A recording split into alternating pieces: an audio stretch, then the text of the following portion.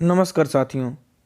आज हम लोग हिंदी पेडागाजी के अंतर्गत भाषा और शिक्षा शास्त्र के अंतर्गत 26 महत्वपूर्ण प्रश्न उत्तरों को देखा जाएगा। पहला प्रश्न है, भाषा अर्जन और भाषा अधिगम में अंतर का आधार नहीं है। कह रहा है कि भाषा अर्जन और भाषा अधिगम में अंतर का आधार नहीं है। पहला दिया है सांस्कृतिकता, कुशलता, स्वाभाविकता और सहजता। इस प्रश्न का उत्तर क्या होगा? सांस्कृतिकता। क्या होगा? सांस्कृतिकता। फिर प्रश्न दिया है, हिंदी भाषा की कक्षा में एक बच्चा बोलते समय अपनी मातृभाषा के शब्दों का प्रयोग करता है। ऐसी स्थिति में आप क्या करेंगे? ऐसी स्थिति में आप क्या करेंगे? पहला दिया है, उसे टोकेंगे और उसकी मातृभाषा के शब्दों के स्थान पर हिंदी शब्दों का प्रयोग दृढ़ता से करवाएंगे। फिर बी ऑप्शन दिया है, उसकी भाषिक अभिव्यक्ति पर ध्यान नहीं देंगे और पाठ जारी रखेंगे। फिर कह रहा है, उसे टोकेंगे नहीं और उसकी मातृभाषा के शब्दों के स्थान पर हिंदी के शब्दों का प्रयोग कर वाक्यों को दोहराएंगे। इस प्रश्न का उत्तर क्या होगा? सी। इस प्रश्न का उत्तर क्या होगा? सी। उसे टोकेंगे नहीं और उसकी मातृभाषा के शब्दों के स्थान पर हिंदी के शब्दों का प्रयोग कर वाक्यों को क्या करेंगे? दोहराएंगे। फिर प्रश्न दिया है कि कह रहा है, भाषा सीखने की जन्मजात क्षमता होती है, यह विचार किसकी देन है? ये प्रश्न तो हमेशा प्रश्न पूछता रहता है, कभी न हर प्रत्येक साल, एक साल के बाद दूसरे साल, मतलब अंतराल के बाद इससे प्रश्न क्या करता है? पूछता रहता है। कह रहा है, भाषा सीखने की जन्मजात क्षमता होती है, यह विचार किसकी देन है? तो जब भी कहेगा भाषा सीखने की जन्मजात क्षमता कोटेशन, तो किसकी होगी? चौमास्की की होगी। क्या होगी? चौमास्की। क्या है? चौमास्की है। फिर प्रश्न दिया है, त्रिभाषा सूत्र में हिंदी का स्थान है। कह रहा है, त्रिभाषा सूत्र में हिंदी का स्थान है। पहला ऑप्शन दिया है राजभाषा के रूप में, दूसरा दिया है शास्त्रीय भाषा के रूप में, और सी ऑप्शन दिया है सह राजभाषा के रूप में, और डी ऑप्शन दिया है राष्ट्रभाषा के रूप में। इस प्रश्न का उत्तर होगा, कह रहा है कि त्रिभाषा सूत्र में हिंदी का स्थान है। तो त्रिभाषा सूत्र में हिंदी का स्थान है, क्या है? हिंदी का स्थान है राष्ट्रभाषा के रूप में। अब देखिए, त्रिभाषा सूत्र में हिंदी का स्थान, अर्थात त्रिभाषा सूत्र क्या है कि त्रिभाषा सूत्र के अंतर्गत 3 आते हैं। पहला है, विद्यालय में पहली भाषा के रूप में मातृभाषा या क्षेत्रीय भाषा को पढ़ाया जाए, ये पहला है। फिर कह रहा है, द्वितीय भाषा के रूप में हिंदी भाषी राज्यों को कोई भी आधुनिक भारतीय भाषा या अंग्रेजी और गैर हिंदी भाषी क्षेत्रों में हिंदी भाषा को द्वितीय भाषा के रूप में पढ़ाया जाए। और तृतीय भाषा के रूप में हिंदी भाषा तथा गैर हिंदी भाषा दोनों राज्यों में अंग्रेजी या कोई भी ऐसी आधुनिक भारतीय भाषा जिसे द्वितीय भाषा के रूप में न पढ़ाया जाए। ये तीनों क्या हैं? त्रिभाषा सूत्र हैं। तो त्रिभाषा सूत्र में हिंदी का स्थान हो जाएगा राष्ट्रभाषा के रूप में। फिर कह रहा है हिंदी भाषा की कक्षा में, कह रहा है हिंदी भाषा की कक्षा में सभी बच्चे समान रूप से हिंदी सीखते हैं। गलत। फिर सभी बच्चे एक ही भाषा नहीं सीखते हैं, ये ऑप्शन हमारा क्या होगा? सही होगा, क्योंकि जो हिंदी कक्षा में कई बच्चे कई तरह के होते हैं। कोई इंग्लिश सीखता है तो कोई हिंदी सीखता है। जो कक्षा का माहौल होता है उसमें हम केवल हिंदी नहीं सीखते हैं, बल्कि कई भाषाओं को क्या कर जाते हैं? सीख जाते हैं। फिर 6वां प्रश्न दिया है कि भाषा और लिपि के संदर्भ में कौन सा कथन सही है? कह रहा है, भाषा और लिपि के संदर्भ में कौन सा कथन सही है? ए ऑप्शन दिया है, एक भाषा विशेष को एक लिपि विशेष में ही लिखा जा सकता है, नहीं। पहला बी है, प्रत्येक भाषा की एक निश्चित लिपि होती है, ठीक।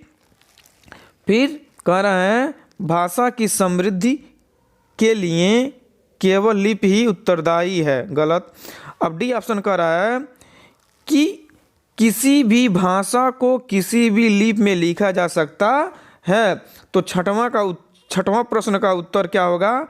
डी। क्या होगा? डी, कि किसी भी भाषा को किसी भी लिपि में लिखा जा सकता है।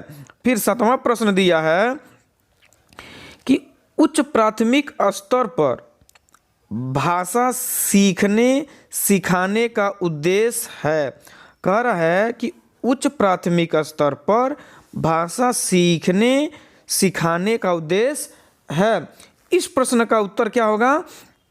देखते, पहला ऑप्शन दिया है विभिन्न स्थितियों में प्रभावी संप्रेषण की कुशलता का विकास करना। यही ऑप्शन हमारा क्या है? सही है। ये ऑप्शन हमारा क्या है? सही। ये ऑप्शन हमारा क्या है? सही है। अब बी कह रहा है विभिन्न स्थितियों में मानक भाषा का ही प्रयोग करके कुशलता का विकास। नहीं, मानक तो होगा ही नहीं। विभिन्न परिस्थितियों में मुहावरेदार भाषा का प्रयोग करने की कुशलता का विकास, गलत। विभिन्न परिस्थितियों में व्याकरण संपत्ति एकदम नहीं होगा, ठीक। तो इस प्रश्न का उत्तर क्या होगा? ए ऑप्शन होगा। क्या होगा? A option. फिर देखते हैं 8वां दिया है कक्षा 8 में एक बच्ची लड़का को लड़का बोलती है, इसका संभावित कारण है। कह रहा है कि कक्षा 8 में एक बच्ची लड़का को लड़का बोलती है, इसका संभावित कारण क्या है? ये ऑप्शन दिया है उसे उच्चारण का ज्ञान बिल्कुल नहीं है। फिर बी ऑप्शन दिया है यह उसकी मातृभाषा का प्रभाव है। सी ऑप्शन दिया है यह बोलने में लापरवाही बरतती है। डी ऑप्शन दिया है उसे उच्चारण दोष है। तो इस प्रश्न का उत्तर होगा, क्या होगा? इस प्रश्न का उत्तर होगा बी। क्या होगा? बी, यह उसकी मातृभाषा का प्रभाव है। बहुत से हम लोग, क्योंकि जो बहुत से लोग जो गांव देहात जो क्षेत्रीय भाषा होती है, तो सभी बहुत से बच्चे कहते हैं अरे तुम्हारा लड़का जा रहा है, अर्थात लड़का ना करके क्या कहता है? लड़का जा रहा है। मतलब हमारा क्या है? हमारी मातृभाषा और क्षेत्रीय भाषा का ही का उसके प्रभाव पड़ा रहता है। फिर प्रश्न देखते हैं 9वां प्रश्न। कह रहा है भाषा अनुकरण के माध्यम से ही सीखी जाती है, यह विचार किससे संबंध है? कह रहा है भाषा अनुकरण के माध्यम से ही सीखी जाती है, यह विचार किससे संबंध है? और ऑप्शन दिया है स्किनर से, वाइगोत्स्की से, चौमास्की से और पियाजे से। तो इस प्रश्न का उत्तर क्या होगा? स्किनर से। जब भी अनुकरण की बात आ जाए, तो क्या होगा? स्किनर होगा, ठीक। बच्चा अनुकरण के माध्यम से सीखता है, अर्थात ये किसका कथन है? स्किनर महोदय का है। फिर दिया है अहम केंद्रित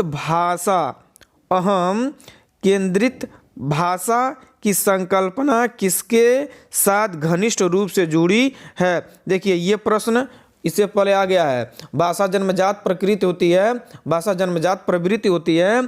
तो इसका उत्तर क्या था? चौमास्की। इसमें देखिए कह दिया अहम केंद्रित भाषा, ठीक। जहाँ पर शब्द भाषा दे दिया है, तो इसका उत्तर क्या होगा? इसका उत्तर होगा ए ऑप्शन। कौन होगा? चौमास्की। क्या होगा? चौमास्की। फिर प्रश्न दिया है कि भाषा सीखना और भाषा के बारे में सीखना। कह रहा है भाषा सीखना और भाषा के बारे में सीखना। पहला ऑप्शन दिया है विद्यालयी आकलन का सर्वाधिक महत्वपूर्ण हिस्सा है। बी दिया है भाषा विमर्श का हिस्सा नहीं है।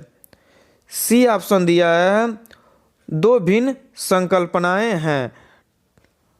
डी ऑप्शन दिया है दो भिन्न संकल्पनाएं नहीं हैं। तो इस प्रश्न का उत्तर क्या होगा? C option. क्या होगा? सी ऑप्शन, दो भिन्न संकल्पनाएं हैं।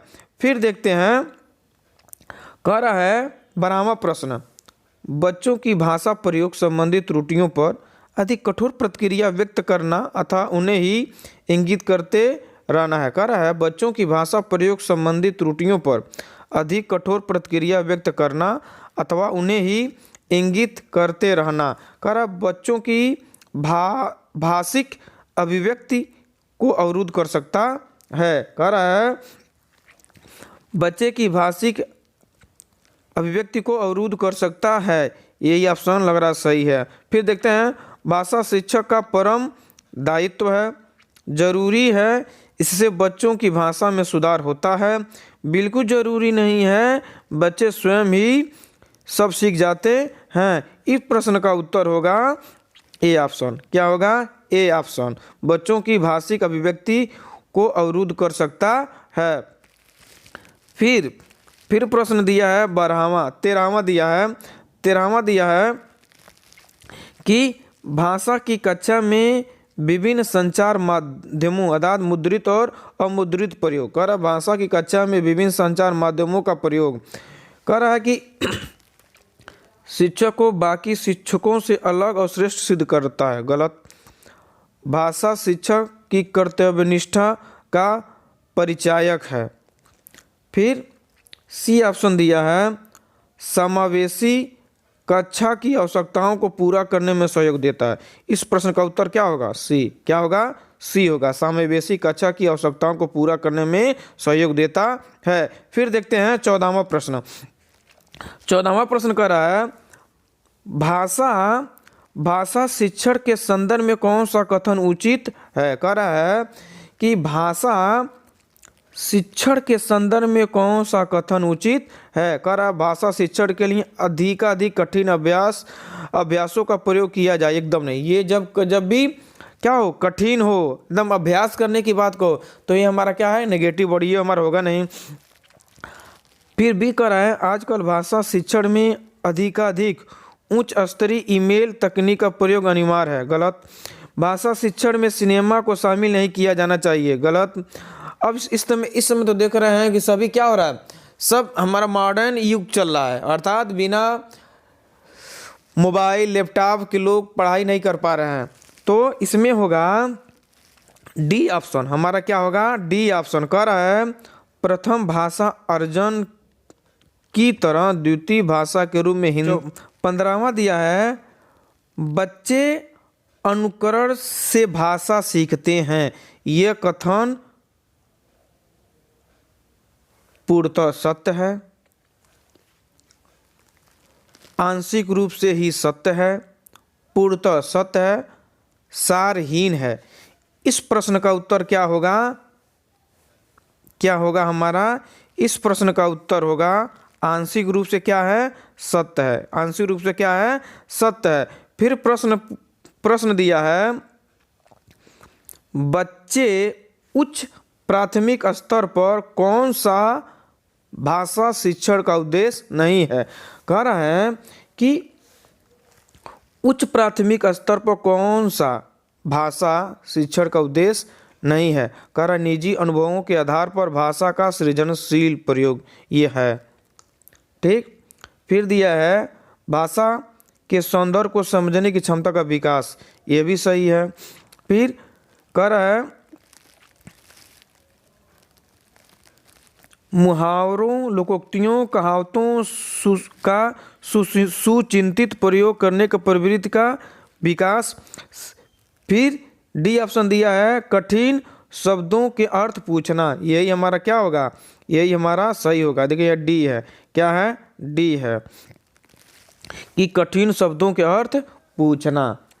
कह रहा है कि बच्चों उच्च प्राथमिक स्तर पर कौन सा शिक्षण का उद्देश्य नहीं है, तो हमारा क्या होगा? कठिन शब्दों के अर्थ पूछना। फिर देखते हैं 17वां प्रश्न। देखते हैं 17वां प्रश्न, भाषा शिक्षण की प्रक्रिया। कह रहा है भाषण शिक्षण की प्रक्रिया विभिन्न विषयों की कक्षाओं में भी संभव है। ये प्रश्न, इस प्रश्न का उत्तर यही होगा। इस प्रश्न का उत्तर क्या होगा? इस प्रश्न का उत्तर होगा विभिन्न विषयों की कक्षाओं में भी संभव है। फिर दे रहा है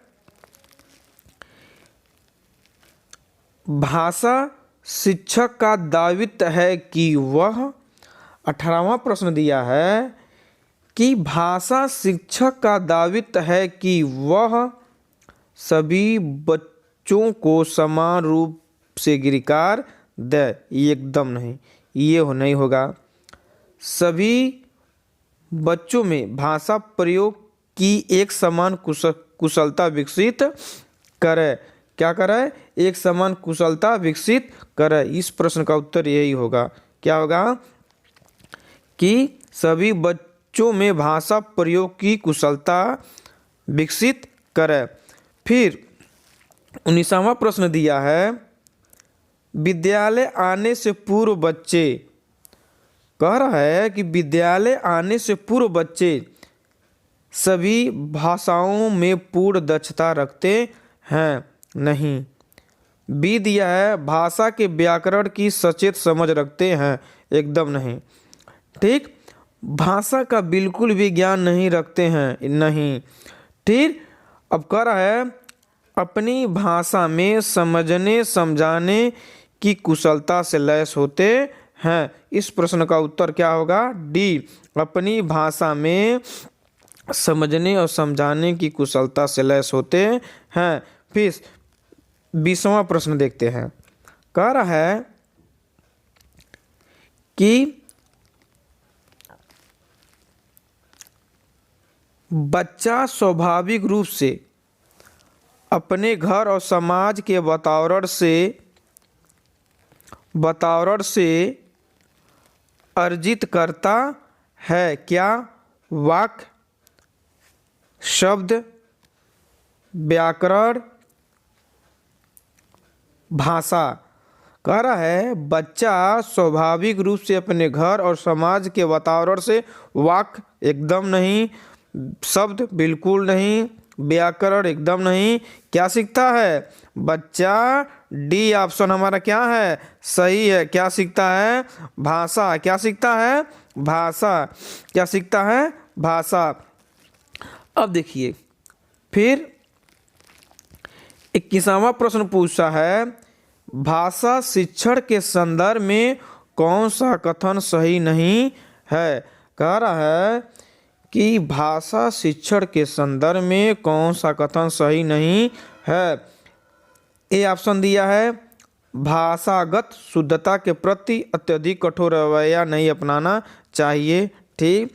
बी दिया है समृद्ध भाषिक परिवेश में बच्चे स्वयं नियमों का निर्माण करते हैं। गलत।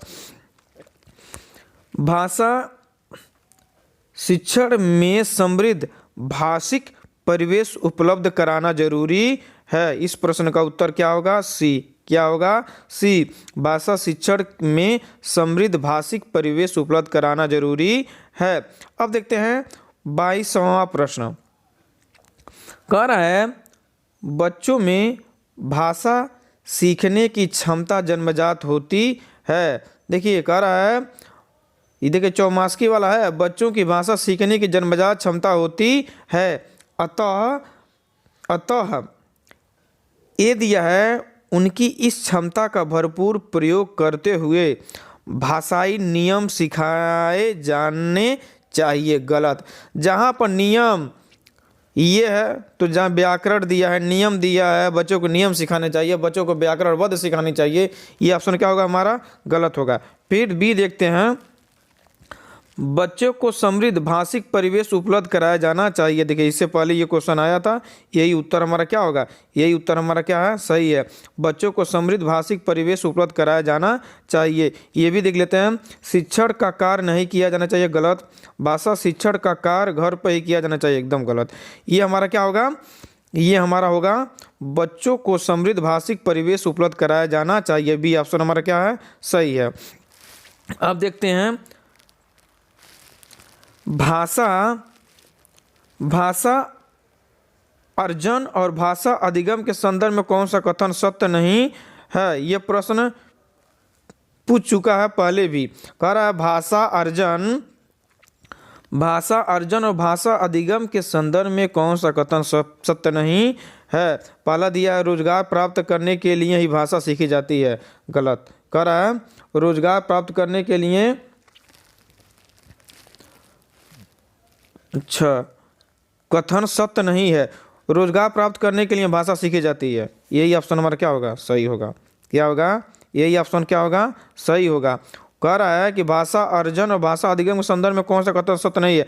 कह रहा है बी ऑप्शन दिया, भाषा अर्जन के लिए समृद्ध भाषाई परिवेश की आवश्यकता होती है, सही। भाषा अधिगम में संप्रेषण कुशलता पर बल रखता है, ये भी सही है।